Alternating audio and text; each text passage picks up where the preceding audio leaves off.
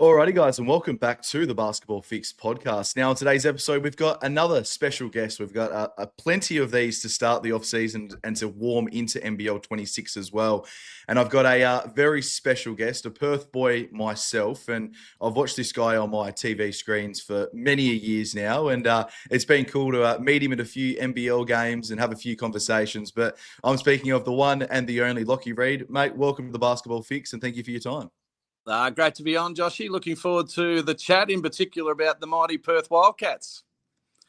That's it, mate. All things Perth Wildcats we'll be having a chat about in this particular episode. And it has been a very weird off-season, probably to say the least, but obviously also a very exciting off-season as well, with some new moves and obviously bringing back some familiar faces as well. But we'll start with the Bryce Cotton one quickly. And I know you've had your thoughts everywhere, but I want to hear him as well.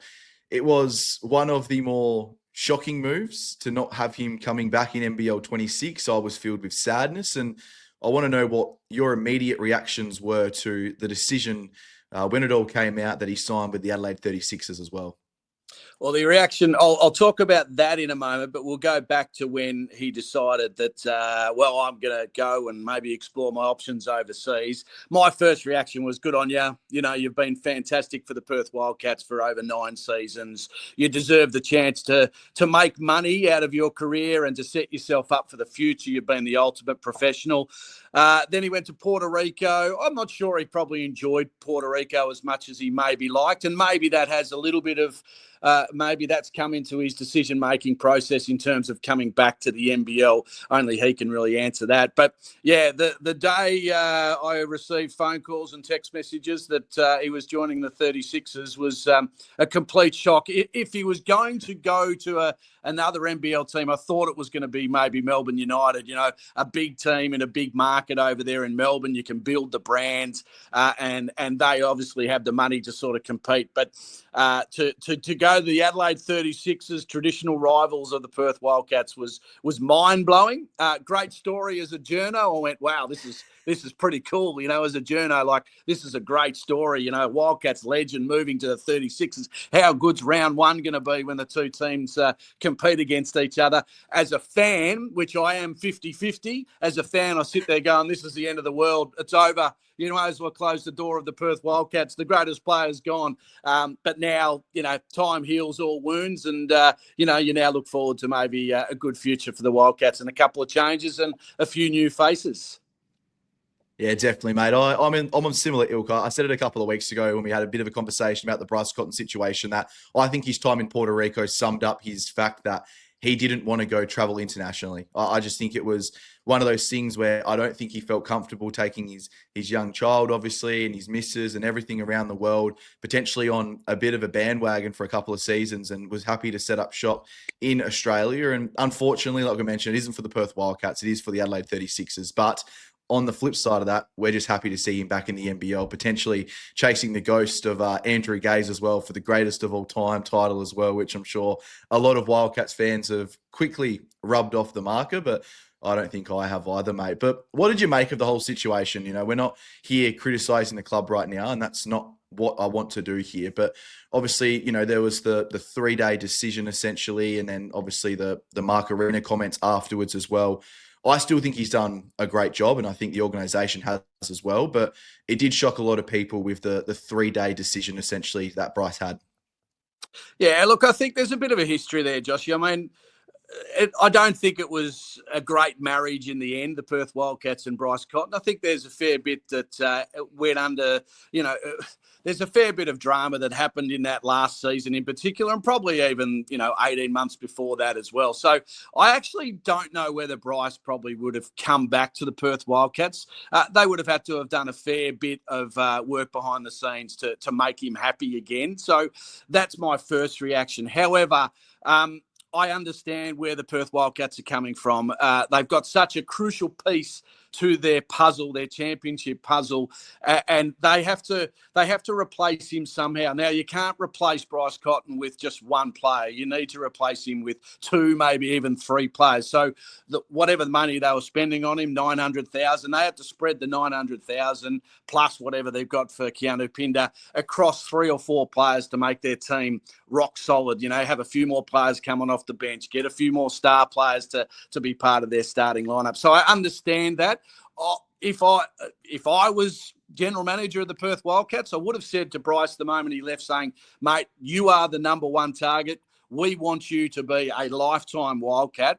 You go away, you experience Puerto Rico, you think about what you're going to do maybe overseas, contemplate Japan. We understand exactly that. But if you ever get to the stage where you want to come back to the NBL, please be the Wildcats your first call to see whether we can do some sort of deal. Now, the Cats obviously didn't want to sit back and say, we've got all this money, but we're just going to sit on our hands until Bryce makes a decision. I understand that, but you can still go ahead and plan for the future without Bryce, but just keep it in the back of your mind that maybe you need to go back to Bryce, or you might have the chance to go back to Bryce. So I'm not behind the scenes. I'm not a general manager. I'm not Danny Mills. I'm not Mark Arena. I understand what they did, but I would have liked to have maybe just seen them say, right, we're going to go ahead, plan for the future, but Bryce, you're still our main man. And at some stage, we might have to make the phone call, or you might have to make the phone call to say, hey, look, I want to come back, or hey, mate, we have got a superstar on the verge of signing with us. Are you keen? And then if he says, no, I need more time, then you go, look, we have to go ahead now with picking up whatever player that is. So, yeah, look, hindsight's a wonderful thing. I just think now everyone has to move on. You know, he's going to play in the NBL, which is awesome. He's a pro. He's a good fella. He's a great basketball. We've still got him playing in the national competition. And for the Wildcats, it's a new era. It's something that they can, I think, look forward to. They can maybe get some new players through the doors and get excited about, and still remember Bryce as being a champion player for the club. No, definitely, mate. And we will move on now as well. Obviously, there has been a lot of animosity between fans and Bryce, fans and Mark Arena, fans and the organisation. But for now, I just think, once again, it's time to put that to bed. Let's just leave that in the past now and look forward to what the Perth Wildcats are going to be doing in future years, and obviously this season as well. And as I've mentioned a lot of times in the Basketball Fix, very similar to yourself, you've got to try to keep some sort of a open mind to the whole NBL, but it's very hard when it's your own team who you support and you're very fond of when they do see things and all that sort of stuff as well. So I've been critical, but at the same time, I do understand it. But the moves they have done, I think they've done an incredible job to bring back a lot of the talent that they have brought back, and also some new players in. So Sunday Detch, a returning favourite, returns to the Perth Wildcats, a guy who I think they really need the defensive abilities of at that guard position to shut down the likes of Bryce Cotton, and obviously guys like Chris Goulding as well to a certain degree. And then you've obviously got the re-signings of Kristian Doolittle, Dylan Windler, Jesse Wagstaff, a massive culture piece, Elijah Pepper, David Aquera, to name a couple of them. The core's strong, and I think that's what they've been going for, isn't it? Yeah, I think they might have changed their mind too in terms of being a little bit more defensive than they have been. I think the last couple of years, because you've got the greatest scorer in the game, they just said, well, we're going to have a crack. We're going to score 115 points, or try and score 115. And if we win by doing that, then it's awesome. If we lose every now and then, that's just the way it goes.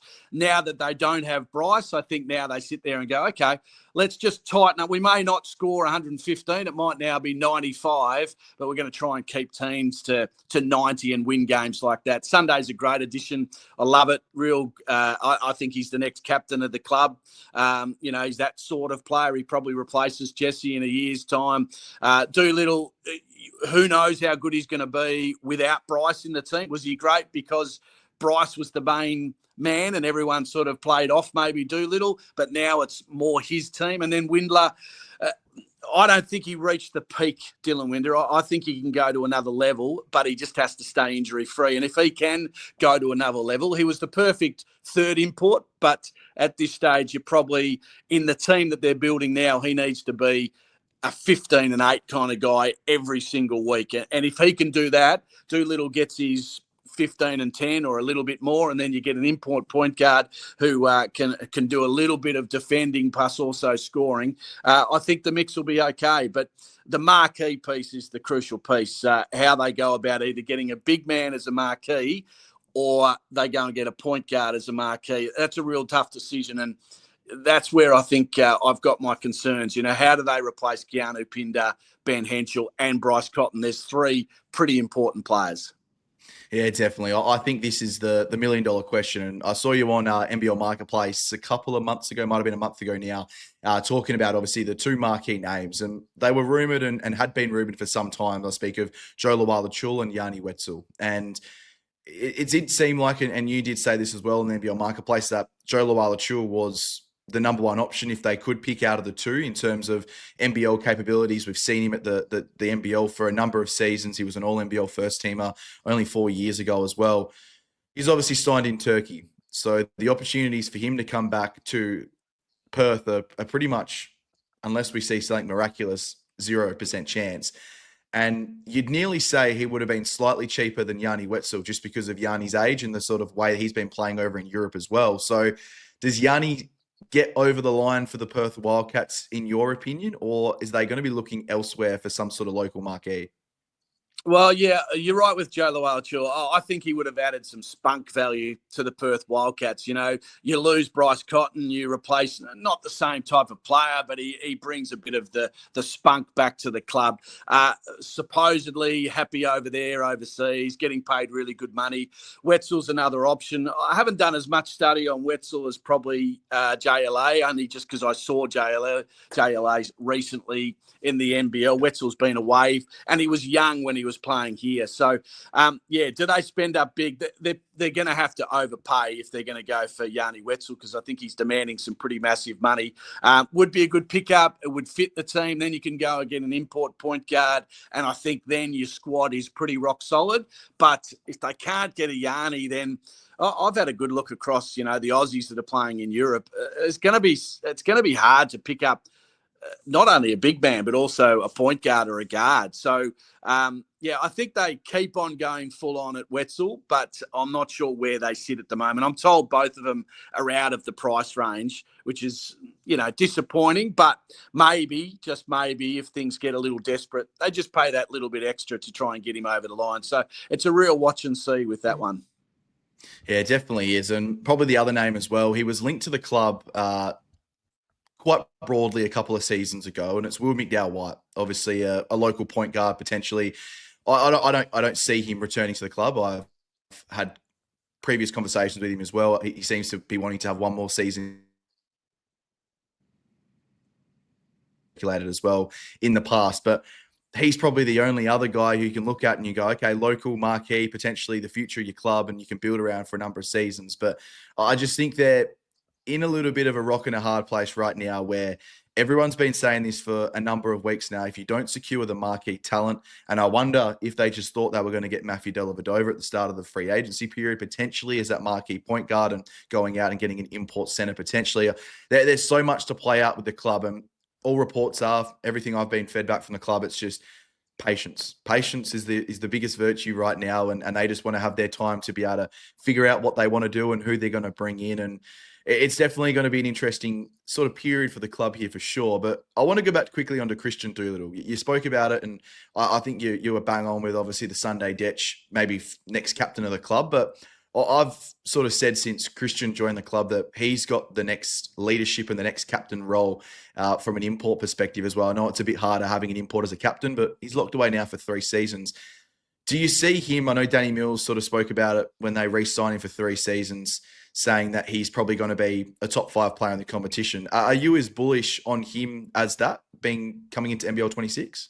I think so. I mean, we got a taste of how good he really is, didn't we, in the semi-final series, and consistently all last year. He was a pretty dominant player. There were games where he took over games and he was almost unstoppable. I mean, I think there was one game against Melbourne United. I think it was the Golding 50-point game, but the first half, Doolittle completely dominated. Melbourne had no answer to him. He just drove down the court and did whatever he wanted in that particular game. So, yes, I think he's going to be a really crucial piece to this team. Real competitor. He's tough. He can play various roles. He can almost be your point guard. Like he can go 1 through to probably 4. And he can sort of mix and match wherever your team's going. So if Lat Mahan comes onto the court, Doolittle can go 4 or he can go 3, and Lat can go in the other position, or he could even play in the 2 spot. He could even guard a Bryce Cotton, at times putting a bit of body on. So yeah, look, I think he's going to be a crucial player. The challenge is how good are these players without all the attention on Bryce? Because all of a sudden. That player that was playing on Bryce and that team plan that was trying to stop Bryce is now, okay, we've got to stop not just Doolittle, but we've got to stop Windler. And how do we do that? Puts a bit more pressure on players like Doolittle and Windler, I think, because they're not just all focusing. Guaranteed, most of the teams came to Perth or went into a game against the Wildcats going, we've got to stop Bryce. We don't care if the other players get 20 or 30, because if we can stop Bryce, most of the time we're going to win the game. So that's my query. How well will those boys go when there's a little bit more attention defensively on them? Yeah, it's the $1 million question as of right now, and I'm very excited to obviously watch how it pans out over the rest of the offseason heading into NBL 26 as well. And I want to get your thoughts on this though. Bryce Cotton, RAC Arena, in front of the Red Army. What is the atmosphere going to be like? I personally hope there is not a single boo in the crowd. I just think it would be. Yeah, you wouldn't think there's going to be a boo, would you? I mean, nah. He was a warrior for this basketball club. Yes, unfortunately, it didn't end up being a 16-year career at the club. We got 9 years of absolute brilliance. He's a professional, great person off the court as well as on the court. So, yes, look, he's made a big decision. There'll be fans that'll be frustrated on the night. He probably comes in and he shoots 50 points and causes more heartache for us. But in the end, you've got to move on. And I suppose the Wildcats as a management team and a coaching staff sit there going, we've had a crack for the last 5 years. We haven't won a title with Bryce, the best player in the team. Maybe now, because of what's happened and he's moved on, maybe now we've just got to set up this team so that we can build a championship team. Might take a couple of years as well. Let's not think that we're going to, the Cats are going to win a championship straight away. They would like to think that, but it might just take a few years to get themselves back on track after losing a player that has pretty much controlled the front court and back court for a long, long time for the Perth Wildcats. So I don't think you'll get boos. I really don't. I think you'll get a cheer. We remember Mitch Norton coming back to town and he got some cheers. I think Cats fans are passionate and that's why I love them. But I don't think in the end, whether it's game 1, game 2 or game 3, Bryce rocks up to RAC Arena. I think he gets applauded, and then it's game on. Once the ball tips off, then if he's if he fumbles one out of the court, then go berserk. Cheer, clap, and do all that sort of stuff. But pay tribute to one of the great players of this basketball club, then move on. And I think that's what Bryce would expect as well.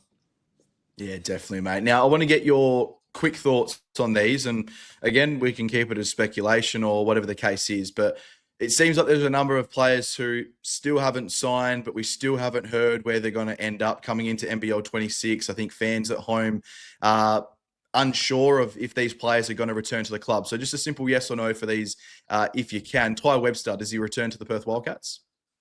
At this stage, no.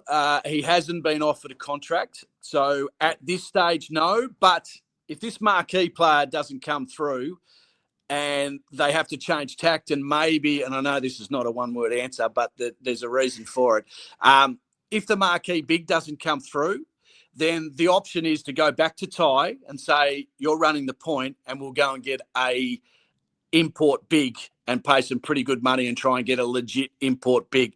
That's an option for them. So I would say right now, as I say, he hasn't been offered a contract, but there is potential down the track that may eventuate if he hasn't been picked up by somebody else in between time. Yeah, and he's just finished his time over there in France as well. So we'll probably start to see some more Ty Webster rumblings over the next couple of weeks. So I still think as well, a bit of an eye will be New Zealand Breakers. Apparently they're looking for a 2-import structure this season and a marquee. So he might be the marquee as well over there. So yeah, good thoughts there as well. Obviously, depending on how this marquee signing goes at the centre position. Keanu Pinder, what are your thoughts on that? Yeah, he won't be back at the Perth Wildcats. I don't think, I just don't think he sort of fit in the end. I mean, he had some unbelievable games and he's such a huge talent, but I think the change in tact for the Perth Wildcats means that he won't be back. All reports is Japan is an option, big money. But now that Aaron Ford is confirmed or will be confirmed as coach of the Cairns Taipans, I wouldn't be surprised. I know money's going to come into play here, but Fordy will have a real crack at Keanu. He got the best out of him. So for me, if I'm Keanu Pinder and I can get a decent wage now that under a new ownership structure of the Cairns Taipans, I'm taking that because I know that Fordy will make me the star player that he did make me a couple of years back, where he was, until his injury, he was probably a chance to win the MVP award. So a watch and see on Cairns, potentially Japan. And the last one, mate, Benny Henshall. Will he return to the Wildcats next season? I know he's obviously got the draft. There's college rumours. There's a lot of things going on behind the scenes. So Mr. Ben Henshall, the guy, the self-proclaimed lottery pick, but will he return to the Wildcats for NBL 26? You wanted one-word answers, mate. I can't give you them. I love it. This is good. Yeah, so this is how I see the Benny Henshall situation. He'll probably continue to nominate for the NBA draft. I am told college-wise, so there was two. I know Florida early on were keen. Now Texas Tech, I think, has been one that's been thrown up that are also keen. I am told that there's a bit of work to be done in terms of grades and making him eligible to be in college. So I think that might be a work in progress at the moment, and I'm waiting to hear whether that's officially the reason why this has been a little bit delayed. So that is of interest. If I'm the Perth Wildcats, and there's a lot of money in college too. So if he gets that opportunity, doesn't go to the NBA draft or doesn't get picked up, college is going to make him an absolute millionaire straight away. But if I'm the Perth Wildcats, I'm coming back to have a crack at him. If I hear that maybe college is not really an option and that maybe he won't get drafted or he might be a late pick in the draft, I'm going to him and I'm saying, Benny, we have lost Bryce Cotton. You can be our two-man. You can be our scorer. You are our focal point. We will pay you more than you deserve at 20 years of age. Come back to the Perth Wildcats for 1 year and we will make you an NBA player. That's what I would be doing. So intriguing. I think Benny sort of thinks probably that he'd like to go the college and NBA route. But if I'm the Cats, I'm having one more crack at him because they're losing Pinder, they're losing Cotton. If they lose Henshall as well, you've got to replace all three, and that's a hard job to do. So why not have a crack at Ben Henshall? And then the other pieces may just fall into place. You go and get a rock-solid point guard where you're not spending massive amount of money and you still continue trying to get the marquee big. So, yeah, I'm still having a bit of a crack at Benny until he officially decides what he's going to do. And he's in Perth now, Joshy, too. So I'm knocking on his door right now. I'm going to his house going, here's the checkbook. What do you want? Stay with us one more year. That's all you need to make an NBA player. Yeah, and I think he was actually down at the Wildcats facility yesterday. I saw a few videos and photos down there. They had a bit of a NBL 1 West sort of trial day down there, I think, looking at a few guys as well. And I did see him down there with Alex Condon. So that's going to be an interesting watch. Obviously, those two guys are very close, and obviously Alex has decided to go back to the Florida Gators. But enough of that talk for now, mate. They'll let that one play out, and we'll let Benny make his decision. And whenever that is, obviously it will be an exciting one for his future as well. But the last little thing before we end today's episode, mate, the rebrand comes out tomorrow. I know this has been spoken about when I had Mark on the show. I think he just bought the team a month ago when we had him on, and he sort of said, one of my first tasks will be to rebrand the Perth Wildcats. And I thought, wow, this is a big decision to make in your first month of owning the club. But he's had a fan survey. He's had a few quotes here and there from organisations and everything like that. But the rebrand happens tomorrow. Are you excited for it? And what can you expect? Yeah, look, I am excited. I mean, I'm not really a clothes man, mate, and I don't really get carried away with logos and stuff like that. I'd prefer to just watch a team play and win games of basketball. Yeah. But, it is a change in direction, and why not do it? You've got a new owner, so he wants to put an imprint on the club, and he wants to give the club a direction, and I think Mark's been terrific. I mean, yes, we can have a go at what's happened with Bryce and all that sort of stuff, but in the end, he's got a lot of passion for the Perth Wildcats, and as an owner, you want that. You want someone who's passionate, whether they make a bad decision or not. As long as the passion's there, that's important. So, intrigued to see how it all looks. I've sort of snuck into a room where it was being shown, and I won't say any more because I don't want to spoil it for Wildcat fans and Wildcat management. But it looks interesting. It's a new direction. It's something a little bit different. And, it's exciting for the club. Look forward to a new sort of era in the Perth Wildcats. You've lost, Bryce Cotton, and now you move on and you're going to have a new team pretty much, and then your new logo and a new outfit and different team colours for away Guernseys and home Guernseys. It's going to be intriguing to see and a bit of fun. I reckon. Just stay positive, Perth Wildcat fans. It's not the end of the world. There was, I said it before, as much as you wanted Bryce to stay for 16 years, we won titles before Bryce Cotton came to town. We had a great patch when Bryce was in town. And if we make the right decisions from now and beyond, then the Wildcats will win titles again. It'll happen. You just got to make the right decisions from now. Yeah, you're bang on. And I love it as well. I just think we obviously come from the Jack Bendad era where it was just championship after championship. It felt like there through the middle of the 2010s. And then we went into the Craig Hutchison era, which was relatively good as well. And obviously had its ups and downs. And now we're in Mark's era. And I think we're now far away from the Jack Bendad era where we were just winning championship after championship to now make it his own. And that's what makes it exciting for me. I just think it's a new era, a new feel. I'd love to see it more in the NBL. I know obviously it was controversial years ago with the whole team name change from the Tigers to United, but I'm not asking for that from every team. But I think the league is at a point now where it's time to refresh everything and revamp everything. And it just makes it exciting. And at the end of the day, it's more for the kids. That's what it's about. It's just exciting to wear brand new jerseys and have a fresh feel and, the club to sort of have a new vision and a new era as well. But Lachy, mate, I appreciate you coming on. I know we've been chatting and I know you're a very busy man. You got a lot of stuff doing with Channel 10. And I'm sure once again, we'll see you on the big screens as well in the NBL this coming season, I imagine as well.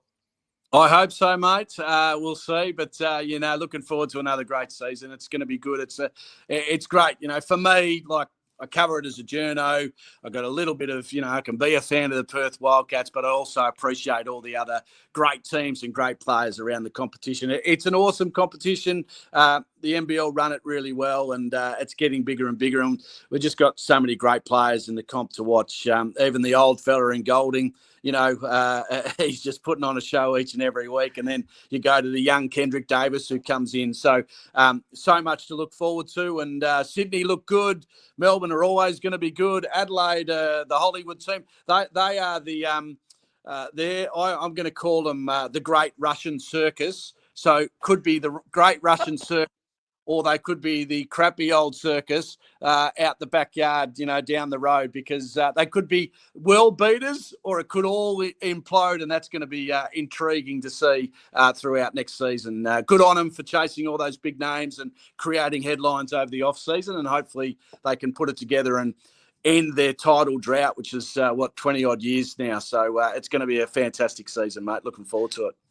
Quick one before you go. I know this is way too early, but I'm going to get it out of you anyways. Championship prediction. Who do you think? I'm going to go Sydney Kings. That's who I think is going to win it.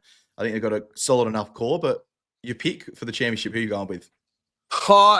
It is early because we haven't seen what the Wildcats are going to do. We haven't seen, what Illawarra, can they stick to the same format and still win the title with what they had, or are they going to, upgrade and get another player that'll take them to the next level? So it is hard to see, but look, right now, Sydney have done a terrific job. Their lineup looks magnificent, but and Adelaide looks star-studded. So you probably have to go with Adelaide because with Bryce Cotton coming in, plus they got DJ, plus they got the big Trez, they look absolutely magnificent. But as I said, they could absolutely implode as well. So it's a watch and see for me at the moment. I won't go too early, but right now it's Adelaide, but still so much work to do. And if you look over the years, the best teams on paper haven't won the NBL championship. Even the Wildcats, when they were winning, back-to-back titles and everything, I don't think necessarily they were the best team in the competition. If you put all the teams down on paper, I don't think they were the best team. They just gelled together nicely. And we saw it last year with Illawarra. We saw it with the Jack Jumpers. Anyone can win. It's just a matter of making sure you gel together at the right time. There's plenty of talent out there.